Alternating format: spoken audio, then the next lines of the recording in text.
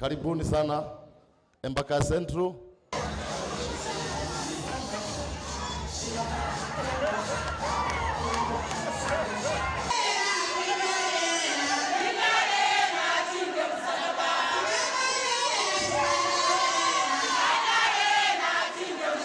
Tuwe makabila tofauti lakini tuko watu wanai.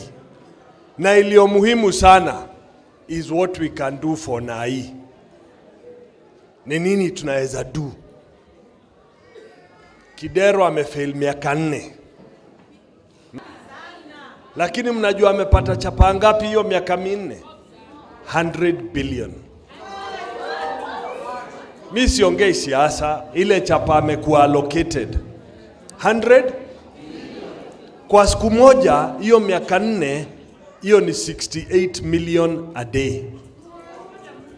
68 million amewafanyia watu wa Kayole South nini?